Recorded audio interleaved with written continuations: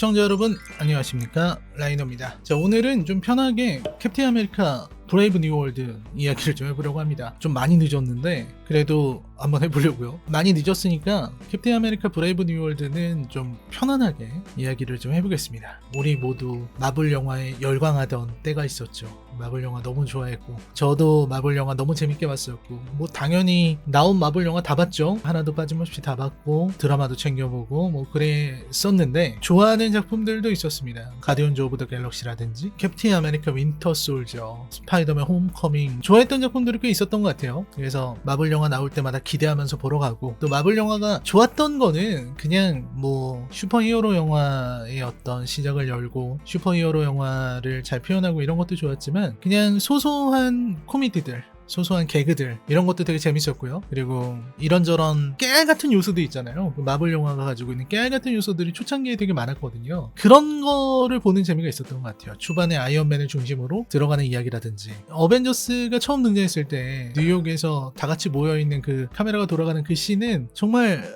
별거 아닌 건데, 예전에 어벤져스나 엑스맨류 영화에서 많이 봤던 것들인데, 근데 그런 것들을 정말 상업적으로 재밌게 오락적으로 잘 표현했구나, 그런 생각을 많이 했습니다. 그리고 어벤져스 엔드게임은 뭐 1000만 명이 넘게 봤으니까요. 한국에서 어벤져스를 모른다 그러면은 이상한 일이죠. 그 정도로 한국 사람들이 마블 영화를 좋아했고, 마블 민국이라고 불렸고, 마블 영화를 매번 기다리던 때가 있었는데, 이제는 또 이런 시대가 오네요. 지금처럼 마블은 이제 더 답이 있을까? 이거 괜찮은 걸까? 이런 얘기를 하게 되는 이런 날이 왔다는 생각을 되게 많이 하게 됐어요. 그러니까 이거를 어떻게 해야 되나? 하는 생각을 좀 했고, 코믹스 망한 생각을 좀 하게 되더라고요. 그러니까 사실 뭐 코믹스 망했다 이렇게 얘기하지만, 미국에서 예전처럼 코믹스가 판매되지 않는다고 해요. 제가 뭐 기사를 잘못 읽었는지 모르겠습니다만, 제가 알기로는 미국에서 만화책 판매 순위, 코믹스 판매 순위에서 자국 슈퍼히어로 영화의 순위가 매우 낮아졌다. 그리고 이제 일본 만화 순위가 좀 높아졌다라는 이야기가 나온 거를 좀 들었습니다. 근데 저는 그것도 그런 생각을 하거든요. 그러니까 슈퍼히어로 코믹스도 너무 마니악해요. 그러니까 너무 마니악하다는 게 무슨 얘기냐면, 접근하기가 좀 어렵다고요. 접근하기가. 어떻게 말씀을 드려야 될까? 말하자면, 우리가 드래곤볼을 본다, 귀멸의 칼날을 본다, 뭐 슬램덩크를 본다 이러면 1권부터 그냥 차근차근 보면 스토리를 따라갈 수 있지만, 예를 들어서 마블의 스파이더맨이나 배트맨이나 이런 거는 뭘 봐야 될지를 알 수가 없죠. 그러니까 순서가 어디서부터인지도 알 수 없고, 그리고 얘네들은 그런 걸 그동안 많이 해왔어요. 1대가 죽고 2대가 이어받고, 그리고 2대가 이어받았는데 1대를 다시 살리고, 아니면 1, 2대가 같이 죽었는데 평행 우주에서 가져오고, 지구 뭐 번호 한 9999번에서 누구를 데려왔고, 근데 그게 알고 보니까 스크럴이 변장해서 막 움직이고 있었던 거고, 이런 식의 이상한 일들, 행동들. 그리고 뭐 슈퍼맨이다 그러면 우리가 알고 있는 그런 슈퍼맨이 아니라 이제는 청바지를 입은 슈퍼맨이고, 슈퍼맨이 힘을 한번 잃었다가 다시 되찾은 슈퍼맨이고, 뭐 이런 이상한 여러 가지 설정들이 있단 말이에요. 그래서 코믹스를 한번 보면은 이게 무슨 내용인지를 알 수 없고, 그전엔 무슨 내용이었는지도 생각하기 어렵고, 이게 어떻게 이어지는지도 알기가 어려운 상황에 이르잖아요. 왜냐면 다양한 작가들이 서로 다른 작품을 만들기 때문에 벌어지는 일이죠. 그러다 보면은 세계관에 몇 번씩 리부트를 또 하고, 그러면서 일반적인 사람들이 접근하기가 좀 어려워지는 그런 문제를 낳게 되는데, 지금 마블 시네마틱 유니버스가 딱 그렇다고 생각해요. 지금 만약에 마블 영화를 보고 싶다, 그러면 30편이 되는 영화를 다 보라고 하기는 좀 그렇잖아요. 그러면 어디서부터 봐야 되느냐? 말을 하기 어려운 거예요. 그냥 보면 돼 라고 얘기하지만, 글쎄요, 캡틴 아메리카 브레이브 뉴 월드를 그냥 영화관에서 봐도 모두가 재밌게 즐길 수 있어 라고 저도 얘기를 합니다만, 또 한편으로 제 마음속에는 아니 그렇지 않아 라고 생각하는 저 자신이 있는 거죠. 그래서 이 미쳐버린 진입장벽, 진짜 전 이번에 보면서 진입장벽 정말 높다는 생각을 했습니다. 왜냐면 인크레더블 헐크야. 캡틴 아메리카 브레이브 뉴 월드를 이해하기 위해서 꼭 필요한 영화가 인크레더블 헐크라고요. 이게 말이 됩니까? 이 10몇 년 전 영화를, 그것도 인크레더블 헐크는 너무 망해가지고 사람들이 이게 마블 영화인지도 몰라요. 마블 시네마틱 유니버스의 영화인지도 모른다고요. 그러니까 인크레더블 헐크 때는 헐크로 나온 사람이 마크 러팔로도 아니잖아요. 심지어 거기서 나온 사람 그 에드워드 노튼 아니었나요? 한국에서 그 뭐 100만 명도 안 봤을 거예요. 그런 영화를 봐야만 이번 영화를 이해할 수 있다는 거, 물론 안 봐도 되죠. 물론 안 봐도 다 예상할 수 있죠. 그래요, 맞아요. 그런 일이 있었겠거니 이렇게 생각할 수 있죠. 하지만 실제로 인크레더블 헐크를 보고 나서 보는 게 이해하기에 더 수월하다는 것도 사실이잖아요. 우리가 이것도 부정해서는 안 되겠다. 그리고 캡틴 아메리카 브레이브 뉴월드를 보기 위해서는 이 샘이라는 캐릭터를 알아야 되니까, 지금의 2대, 정확히 3대지만 어쨌든 캡틴 아메리카를 파악하기 위해서는 적어도 11워 정도는 봐야 될 거 아닙니까? 그렇잖아요. 아무리 안 봐도 진짜 11원 봐야 된다. 그리고 어쨌든 엔드게임 요거는 봐야 될 거 아니에요. 인피니티 워도 봐야 될 거고, 어쨌든 그거를 봐야 그래, 그래서 캡틴이 스티브 로저스가 은퇴를 하면서 방패를 샘에게 넘겨줬다, 그 정도까지는 또 봐야 돼. 그러면 벌써 봐야 될 작품이 한 3개, 4개, 5개 이렇게 늘어나죠. 그리고 드라마를 보면 더 좋겠죠. 팔콘과 윈터 솔저, 그 다음에 시크릿 인베이전도 보면 좋겠죠. 그러니까 이러다 보면은 한도 끝도 없이 늘어나게 되는 거야. 이게 저는 보면서 이거는 진짜 너무 힘들다. 이러한 진입장벽으로는 이거 뭐 어떻게, 저도 사람들한테 추천을 할 수 없어요. 재밌으니까 그냥 보러 가세요 이렇게 말하기가 좀 어려운 그런 작품이 되지 않았나, 이런 생각을 해봤습니다. 일단은 저는 뭐 캡틴 아메리카 브레이브 뉴월드를 보면서 들었던 생각은, 재미가 있느냐라고 저한테 물어본다면 그냥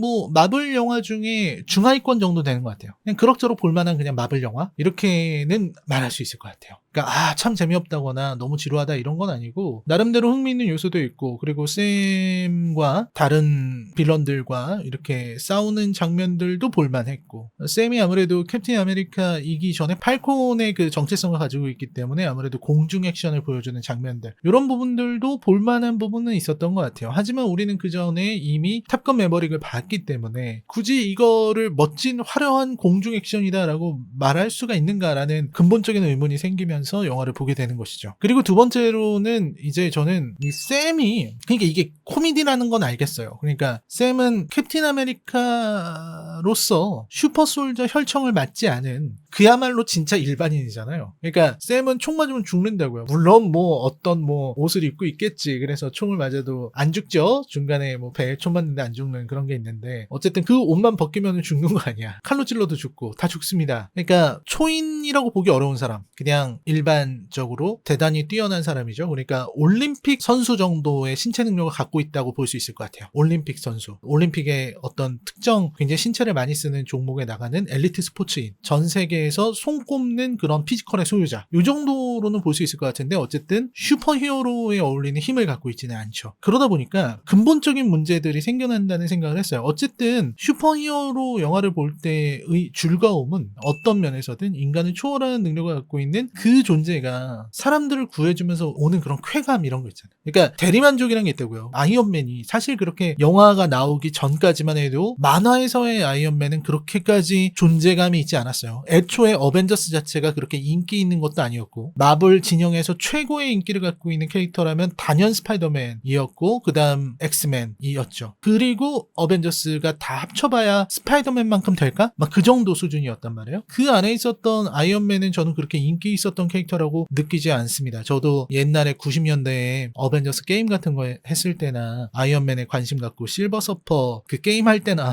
실버 서퍼에 관심을 갖지, 좀 그런 느낌이었거든요. 근데 아이언맨이 나왔을 때 사람들이 그렇게 아이언맨에 열광했던 거는 그게 진짜 재밌기 때문이기도 하지만, 그 아이언맨이 주는 어떤 대리만족 때문이에요. 와, 나한테도 저런 수트가 있었으면 하는 생각, 그 수트를 이렇게 내가 만들고 막 억만장자로서 내가 수트를 만들고 하늘을 날아다니는 그런 상상, 이런 걸 하게 만든단 말이에요. 슈퍼히어로물들은 다 그런 게 있습니다. 그러니까 내가 배트맨처럼 어떤 어둠 속에 다크나이트가 돼서 뭔가 복수를 하러 다닌다거나 뭐 이런 것들이 있을 수 있겠죠. 근데 이제 샘 같은 경우는 그런 부분에서 너무나도 약해 보인다라는 게 저는 되게 보면서 아쉬웠거든요. 제가 기대하는 게 그쪽이 아니라서 그런지도 몰라요. 그래서 슈퍼솔저 혈청이 없어서 같이 대통령 만나러 갔던 슈퍼솔저는 도망치잖아요. 같이 갔던 그 이사야, 그 아저씨는 창 밖으로 창문을 깨고 확 뛰어내린단 말이에요. 근데 우리가 전대 캡틴 아메리카였던 스티브 로저스를 생각해보면 스티브 로저스 같았으면 뛰어내렸을 거란 말이죠. 무조건 뛰어내렸고, 캡틴 아메리카 스티브 로저스 하면 떠오르는 액션 중에 하나가 높은 데서 떨어지면서 여기 탕탕탕탕 부딪히면서 바닥으로 떨어지는, 보면서 아프겠다 하는 생각이 들게 만드는 그런 액션을 많이 보여줬어요. 그게 왜냐면 슈퍼솔저니까 할 수 있는 거거든요. 근데 샘은 그걸 할 수가 없으니까 내가 잡아야 되는 상대가 뛰어내렸는데 자기는 계단으로 이렇게 도도도도 가야 되는 그런 부분에서 야 이거는 좀 아니지 않나? 하는 생각을 좀 많이 했고, 그리고 샘이 이제 코미디로 나도 슈퍼솔저 혈처럼 맞을 걸 그랬나 할 때 저는 좀 답답했어요. 맞고 오면 안 돼? 누가 쟤 좀 슈퍼솔저 혈청 좀 맞춰줘라 이런 생각이 들더라고요. 맞아도 되는 거 아니야. 몸에 뭐 잘못되는 것도 아닌데 슈퍼솔저 혈청 좀 제발 좀 맞고, 슈퍼솔저 혈청이 없어서 그랬다는 그런 생각은 안 했으면 좋겠다. 그것도 일종의 파워업인데 그렇잖아요. 남들은 수트 잘만 입는데 샘은 왜 슈퍼솔저 혈청을 맞지 않는가,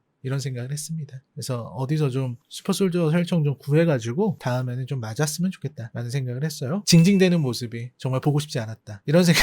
저도 농담을 하는 겁니다, 여러분. 그런 생각이 들었고, 그만큼 이제 샘이 보여주는 액션이 좀 약해 보였다라는 거죠. 비브라늄 방패를 이용한 액션들도 많이 보여줬지만 역시 날개 그리고 비행 이런 거를 보여줬는데, 그러니까 그런 부분이 잘 이해가 되지 않았어요. 아무리 와칸다에서 초월적인 과학력으로 만들어준다고 하더라도 어쨌든 그 안에 들어있는 것은 연약한 인간인데 거의 몸의 상당 부분이 피부랑 이런 것들이 겉으로 드러나 있는데 뭔가 공중에서 비행기나 전투기나 이런 거랑 부딪혀서 폭발이 일어나는데 하나도 다치지 않는다 라는 게 잘 이해가 안 됐다. 그래서 그런 부분들에서 액션에서의 아쉬움이 전 좀 많았던 것 같아요. 그러니까 맨몸 격투 같은 것도 잘 표현했지만 그게 슈퍼히어로의 맨몸 액션이다 라고 보기에는 아쉬움이 좀 있었다. 그래서 그런 부분들도 저는 전반적으로 좀 보면서 이건 좀 아까운데? 라는 생각을 많이 했습니다. 그 다음에 줄거리의 측면에서 핵심이 된 게 이제 썬더볼트 로스가 이제 대통령이 된 거잖아요. 우리들이 알고 있는 그 로스 장군이 해리슨 포드로 배우가 교체되면서 대통령이 됐습니다.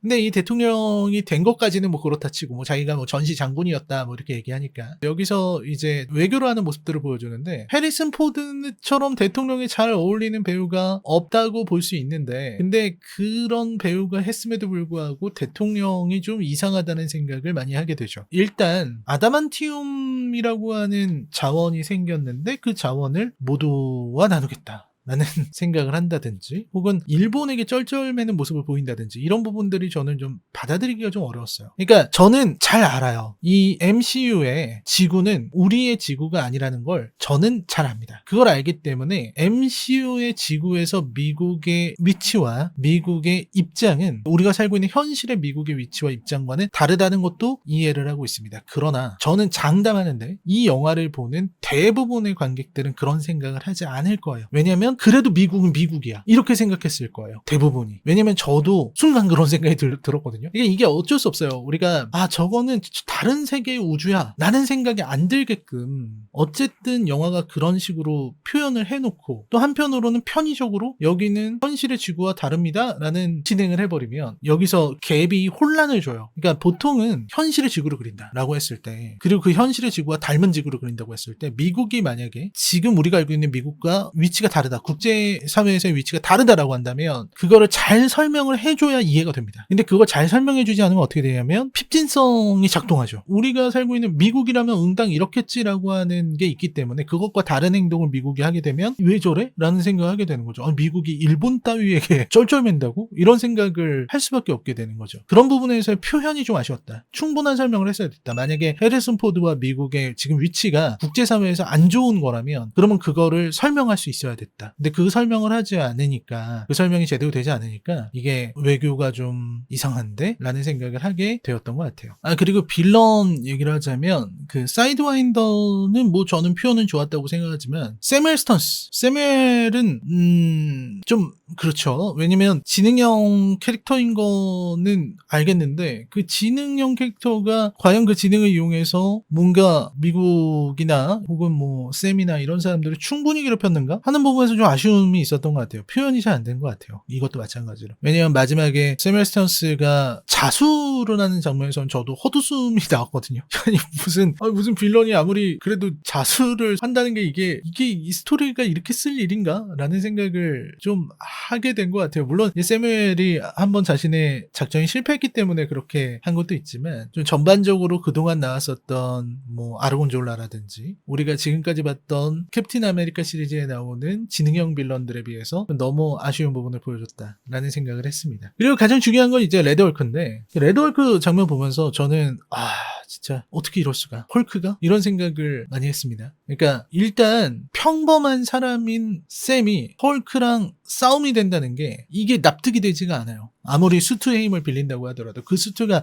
아이언맨 수트가 아니잖아요. 아이언맨도 헐크랑 싸우기 위해서 헐크버스터라는 수트를 만들었다고요. 헐크 전용 수트를 만들었다고. 그 헐크 전용 수트로 싸워도 잘 안 될 것 같아서 파츠를 계속해서 제공받아가면서 이쪽 파츠가 날아가면 파츠를 다시 받아서 이어가면서 그런 식으로 싸워야 했어요. 그만큼 헐크가 막강하다고 하는 방증인데, 근데 레드 헐크와 싸우는 샘은 전혀 이해가 되지 않았다. 일단 첫 번째로 샘이 아무리 가지고 있는 날개나 수트가 대단하다 그래도 헐크의 공격을 그 안이 맨몸인데도 그걸 다 받아내면서 전혀 충격을 받지 않을 수가 있는가 하는 부분, 그런 부분들이 좀 아쉬웠고, 또 샘이 헐크를 이길 수 없다는 거를 누구나 다 알고 있는데 기대도 하지 못하게 만든 게 전 되게 대단했었어요. 그러니까 샘과 헐크가 붙었어. 그러면 뭔가 어떻게든 하겠지라는 생각이 안 들고 안 될 것 같은데 이런 생각이 드는 거는 좀 되게 아쉬웠던 것 같아요. 그러니까 저는 보면서 샘이 이길 수 있는 그림이 전혀 보이지 않았어요. 그래서 이기면 이거 사기다. 바꿔 말해서 다른 히어로였다면, 다른 것도 필요 없이 그냥 스티브 로저스였다면, 스티브도 헐크랑 싸울 수 없잖아요. 근데 스티브 로저스는 어떤 방법을 만들었겠다, 혹은 뭔가 버티면서 유인하려고 한다거나 어떤 자신을 희생할 수 있는 어떤 방법을 찾는다거나 이런 걸 찾을 거라는 믿음을 주는 캐릭터였어요. 근데 샘은 그런 게 없었다. 도대체 어떻게 하려고 그러지? 라는 생각밖에 안 들었고, 헐크를 상대로 도망갈 수 있을 거라는 생각도 들지 않았고, 왜냐면 맨몸이기 때문에 그런 생각이 좀 들었습니다. 그리고 헐크랑 싸우는 부분에서 너무 아쉬웠던 거는, 헐크가 사실 샘과 헐크는 싸우게 붙여서는 안 되죠. 왜냐면 싸움이 성립되는 순간부터 헐크의 위험도가 너무 내려가 버리기 때문에 재미가 없어져요. 샘은 헐크한테 아예 상대가 안 돼야 돼요. 그래서 힘으로 맞서는 게 아니라 다른 걸로 맞서야 돼요, 헐크를. 그래야 캡틴 아메리카가 의미가 있는 거라고 생각하는데, 여기서는 그냥 1대1로 맞짱을 떠버렸죠. 그래서 저는 이거 되게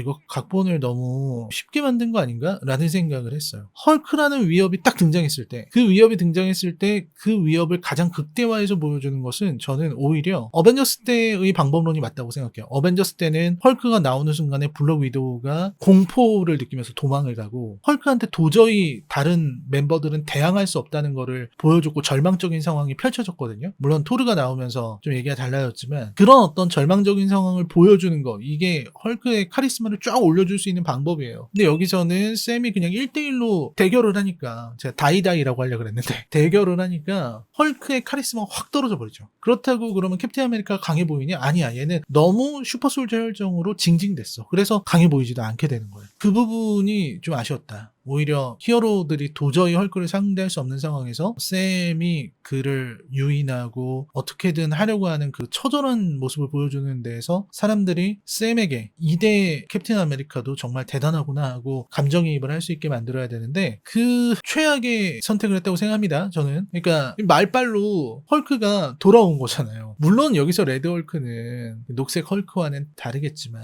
우리가 그 녹색 헐크를 어벤져스 시리즈, 그러니까 마블 시네마틱 유니버스에서의 헐크만 봐도 걔를 다루기 위해서 얼마나 많은 영화들이 희생이 됐고, 블랙 위도우는 왜 미쳤다고 그렇게 자장가까지 불러가면서 어떻게든 헐크를 진정시키려고 굉장히 노력을 많이 했잖아요. 그래도 잘 안 되는 게 헐크인데, 말을 안 듣는데, 근데 여기서는 그냥 샘이 몇 마디 했다고 이러고 정신 차리고서 돌아온다는 게, 이거는 참 안타깝다. 이렇게 쉽게 해도 되는 건가? 각본이, 이 시나리오가 이렇게 흘러가도 되는 건가? 라는 생각을 했습니다. 그래서 캡틴 아메리카 브레이브 뉴 월드 너무나도 아쉬웠다. 특히 레드 헐크 부분은 전부 다 아쉬웠다. 어떠한 긴장감도 없었어요. 그리고 말 몇 마디로 헐크를 그렇게 잘 다룰 수 있으면 도대체 그동안 헐크 영화는 왜 나왔던 겁니까? 그런 생각이 많이 들었습니다. 물론 마지막에 리브 타일러가 나왔던 거는 너무 좋았죠. 그거는 너무 좋았지만 어쨌든 그렇게 특별 출연해준 거에 대해서는 감사를 느끼고요. 그냥 영화 팬으로서 고맙게 생각하고,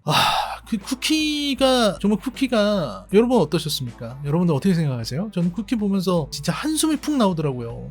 물론 어벤져스 둠스데이 이런 얘기 하려고 하는 거겠죠. 그러나 또 평행우주 얘기했을 때 제발 좀 그만했으면 좋겠어. 평행우주 좀 버려, 그 미련을 좀 버리는 게 좋을 것 같아요. 이제는 캉 다이너스티 OST 이런 거 다 안 나오잖아. 캉은 폐기된 거잖아요. 그러면 이게 뭐야 스토리가. 그럼 그동안 진행했던 건 뭐고, 끝까지 평행우주를 버리지 못하고 평행우주 또 어떻게 표현할 건데. 이 생각 때문에 진짜 마블을 망친 최대의 원흉이 평행우주라고 저는 생각하는데, 그 평행우주 또 꺼내는 데서 정말 이 답답함 어떻게, 내 답답함을 어떻게 하면 좋아, 이런 생각이 많이 들었어요. 참 아니다. 멀티버스를 다룰 능력이 없어. 마블은 멀티버스를 다루는데 실패했어요. 그 멀티버스로 사람들을 흥분시키지도 못했고, 멀티버스로 사람들을 흥미롭게 하지도 못했고, 멀티버스로 그냥 보는 내내 스트레스만 받게 만들었어.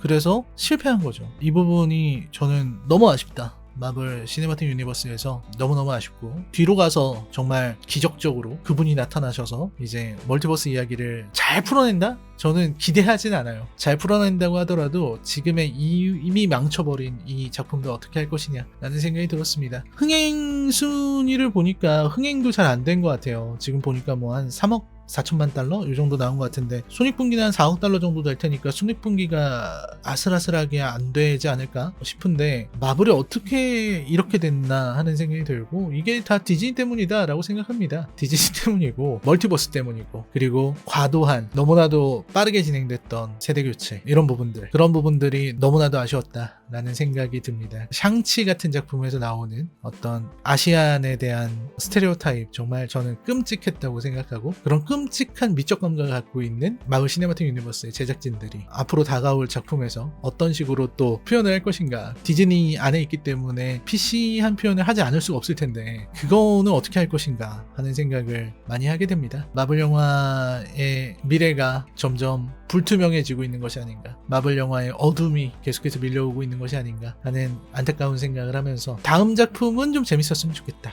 이런 바람과 함께 영상을 마무리 짓겠습니다. 캡틴 아메리카 브레이브 뉴월드에 대한 제 평점은요, 한 10점 만점에 4점 정도 될 것 같습니다. 네, 저는 다음 영상으로 찾아뵙겠습니다. 시청해주셔서 감사합니다.